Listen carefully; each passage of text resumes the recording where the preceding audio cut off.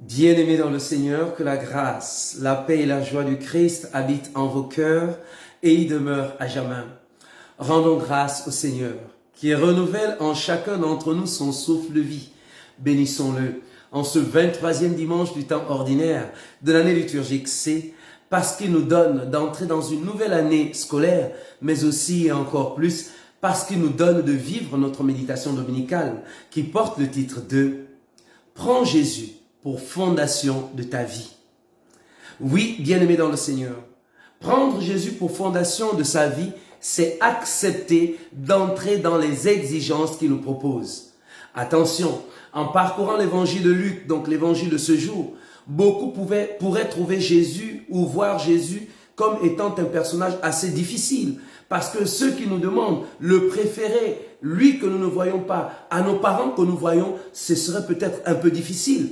Non, bien-aimé dans le Seigneur. Au contraire, à côté des exigences de Jésus, il faut mettre, bien sûr, les grâces, les bénédictions qu'il accorde.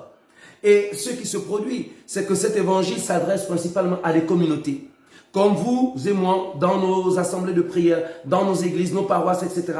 Nous avons tendance à nous asseoir dans le confort du train-train quotidien, dans le confort de « je vais à l'église et c'est suffisant ». Non, justement. Jésus veut que nous dépassions cela, parce que je peux être converti par le baptême, mais sans être converti intérieurement. C'est pourquoi Jésus voudrait que nous puissions nous convertir intérieurement. Non pas nous limiter simplement à la fréquentation de l'église, ce qui est une bonne chose. Non pas nous limiter simplement à recevoir le baptême ou un quelconque sacrement en se disant que cela suffit. Non, Jésus veut que nous allions au-delà. Et cet au-delà doit nous conduire jusqu'à porter notre croix. Et la croix peut revêtir diverses formes. Les difficultés, les épreuves. Comme c'est le début d'année scolaire, ça peut être l'épreuve de scolariser ses enfants. Ça peut être une croix pour toi. Mais comment est-ce que tu portes cette croix? Oui, Jésus voudrait que nous puissions le rencontrer réellement et nous abandonner à lui. Pourquoi? Parce que ce n'est que dans cette condition que nous sommes capables d'accomplir la volonté de Dieu, que nous sommes capables de plaire au Seigneur. Mais alors, qui peut nous conduire à accomplir la volonté de Dieu? La première lecture tirée du livre de la sagesse nous amène à comprendre que c'est Jésus et l'Esprit Saint. Parce que sans Jésus et l'Esprit Saint, personne ne peut connaître la volonté de Dieu. C'est Jésus qui nous parle de la volonté de Dieu. C'est l'Esprit Saint qui nous révèle la grandeur et l'amour de Dieu. C'est l'Esprit Saint qui peut nous aider avec la sagesse suprême qu'est Jésus à accomplir la volonté de Dieu. Et ça, Saint Paul l'avait compris. Vous voyez, l'histoire de Saint Paul dans la deuxième lecture s'adressant à Philémon, son ami, est un peu particulière. C'était un esclave qui s'est enfui.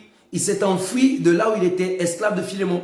Et il rencontre Saint Paul, pardon. Donc cet esclave rencontre Saint Paul. Saint Paul aurait pu marchander avec lui en lui disant « donne-moi de l'argent et tu t'en vas ». Saint Paul aurait pu lui dire « bon, écoute, repars, va en esclavage ». Mais que fait Saint Paul? Saint Paul aide d'abord l'esclave à rencontrer le Christ. Et ensuite, il ne se limite pas à ça. Il va jusqu'à aider Philémon à accomplir la volonté de Dieu. Oui, il écrit à Philémon en demandant à Philémon d'accueillir désormais cet esclave, non plus comme un esclave, mais comme un frère. Oui, non pas seulement de manière physique, mais aussi de manière spirituelle. D'accueillir cet esclave comme un frère, comme si c'était Paul lui-même qui l'accueillait. Oh, quelle grandeur! Si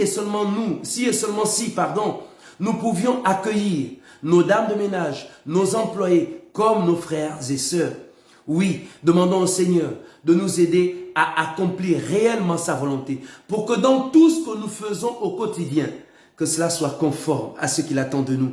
Oui, parce que si tu fais la volonté de Dieu, Dieu t'aidera à aimer ton père, ta mère, tes enfants, toutes les personnes autour de toi, non plus selon ton entendement, mais selon son entendement. Alors prions les uns pour les autres et demandons au Seigneur de nous aider à être conformes à la volonté de Dieu pour sa plus grande gloire. Et le salut de chacun d'entre nous, loué soit Jésus-Christ à jamais. Que le Seigneur vous bénisse et vous accorde de passer un fructueux dimanche, lui qui est Père, Fils et Saint-Esprit. Amen. Soyez bénis et heureuse rentrée des classes à vous, chers enfants, chers fils, chères filles. Que Dieu vous accompagne tout au long de cette année.